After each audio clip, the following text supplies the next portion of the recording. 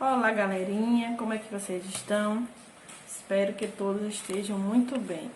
Um abraço para todos. Vamos dar continuidade em mais um assunto. Livro de Ciências, na página 62 a 66. Composição e decomposição da matéria. Para compreender o que é composição e decomposição da matéria, é preciso pensar na natureza em um todo e o que dela faz parte.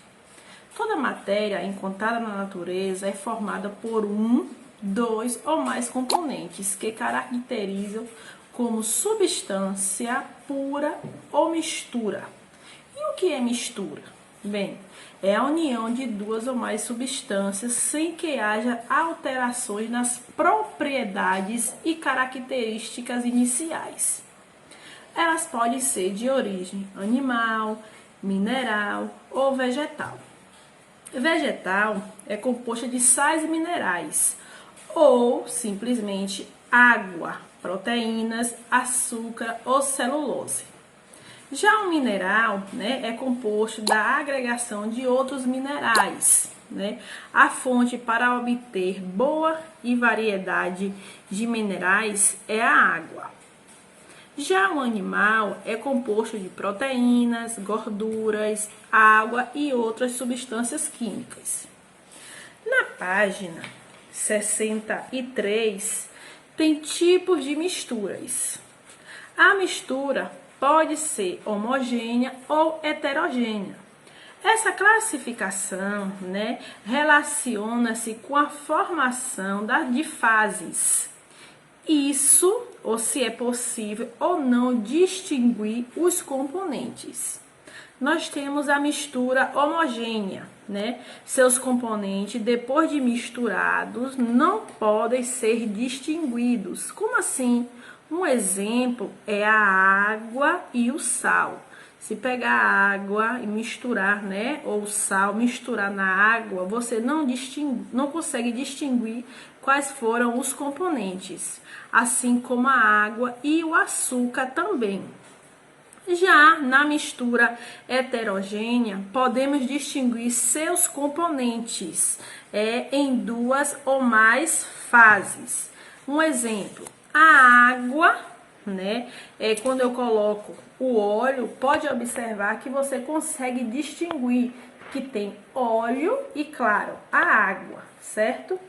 A água, o ar e o solo compõem-se em misturas que o homem pode separar por meio de processos simples ou científicos. Um exemplo, o solo pode ser composto de areia, argila, humus e sais minerais. Para se conhecer os componentes de uma mistura, devemos separá-los, em partes menores. Existem vários processos utilizados para decompor misturas, Um exemplo, a água no mar é bombeada para reservatórios para que evapore pela ação do calor do sol. Ao evaporar a água, é possível retirar o sal que fica depositado no fundo, do reservatório. Esse sal é recolhido e é processado para que possa ir para o comércio e assim ser consumido. Já outro exemplo é a decantação, que é usado para separar os componentes de misturas, heterogêneas, constituídas de um componente sólido e o outro líquido. Um exemplo, pode ser também dois ou mais componentes líquidos. Um exemplo de misturas separadas por decantação. Nós temos a água e o óleo, que você consegue misturar, mas você consegue observar as misturas. E a água e a areia, que quando você mistura também consegue visualizar nitidamente a água e a areia, certo? Tem também a destilação, que é o método usado para separar misturas homogêneas. A destilação pode ser de duas formas, que é a destilação simples. O que acontece? usado para separar sólido e líquido, como o sal e a água, né, por evaporação, porque a água evapora, né, mais rápido do que o sal. Outro exemplo também é a destilação fracionada, né? O que acontece? É usado para separar misturas do tipo líquido e líquido, né? Essa separação é feita com um aparelho chamado destilador, onde os líquidos são aquecidos várias vezes e separado, né, o que evapora mais rápido. Aí nós temos um exemplo, no caso, é a fabricação de remédios e a água e a acetona, certo? Já na filtração, o que acontece? É o processo que serve para separar misturas, né, entre sólidos e líquidos, utilizando, né, um filtro, né, para retirar os elementos sólidos. E aí nós temos um exemplo na nossa casa, né, que é ao coar o café.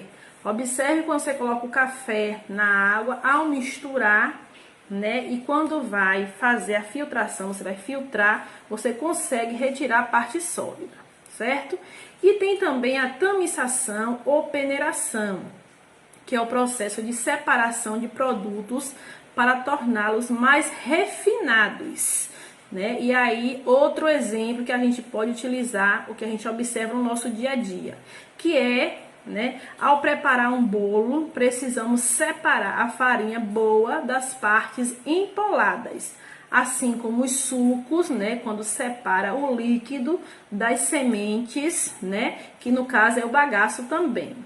Já a catação ou escolha, né, é o tipo de separação de misturas de dois ou mais sólidos em que as substâncias são separadas normalmente com pinça, colher ou outro objeto para auxiliar, né?